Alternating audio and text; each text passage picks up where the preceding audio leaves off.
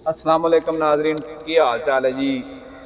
उम्मीद है कि तुसी सारे ठीक होवोगे। असीं भी अलहमदुलिल्लाह ठीक हाँ। असीं अज एक बार फिर जनाब बाबा दिलबर नशाई कोल मानक किला मानक बिल्कुल लाहौर के नाल इत्थे असीं आए हाँ तो इन्हां कोल हीर सुनने वास्ते। मेरे नाल मेरे वड्डे भाई चौधरी नबील जा साहब भी ने।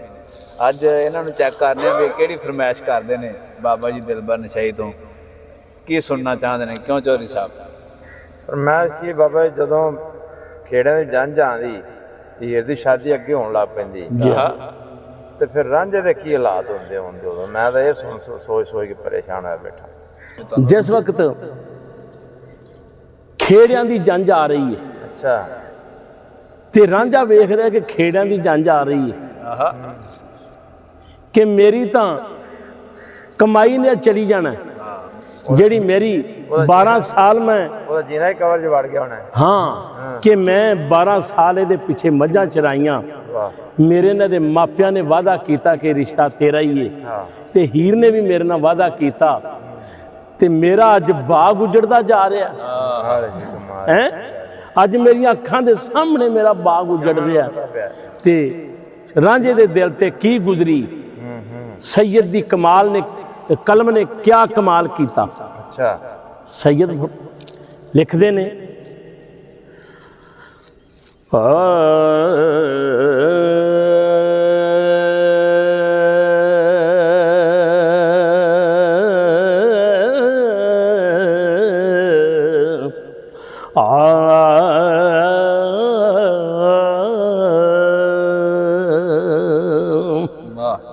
क्या बात।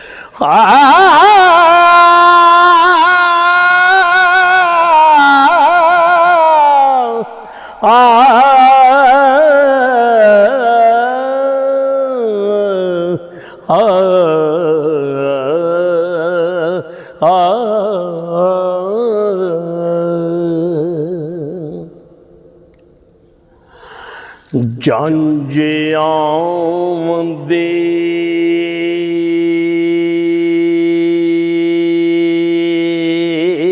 वेख के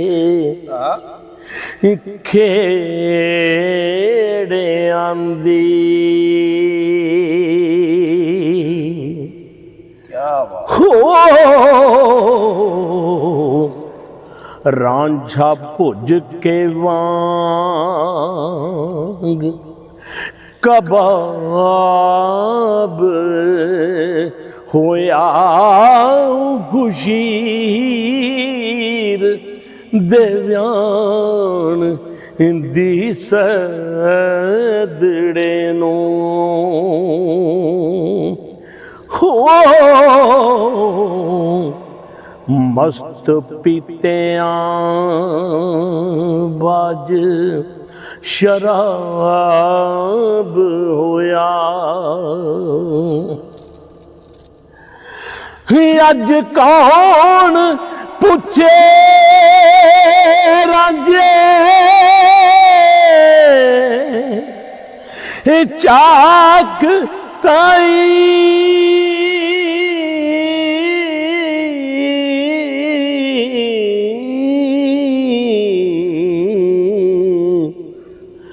बेगम हीर ते खेड़ा नवाब होया भली मौत आखे रांझा जिंदगी तो हाय जीवन यार दे बाज अजाब होया। लोकी आख दे चूचक ने जुल्म कीता, हाय हारे कौल ईमान खराब होया रांझा हीर ਪਿੱਛੇ ਹੋ ਮੱਝੀ ਚਾਰਦਾ ਸੀ। ਹਾਏ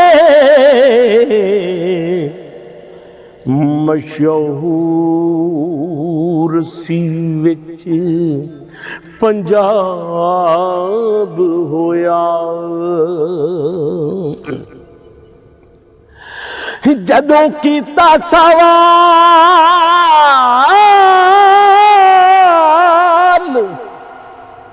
ਸਿੱਖਿਆਂ ਨੇ ਹਾਏ ਹੋ ਰਾਂਝੇ ਸਮਝਿਆ ਸਾਂ ਜਵਾਬ ਹੋਇਆ। ਵਾਰਿਸ ਸ਼ਾਹ ਮਲੂਮ ਕਰ ਲੈਣ ਆਪੇ ਹੋ। ਰੋਜ਼ ਹਸ਼ਰ ਦੇ ਜਦੋਂ ਹਿਸਾਬ ਹੋਇਆ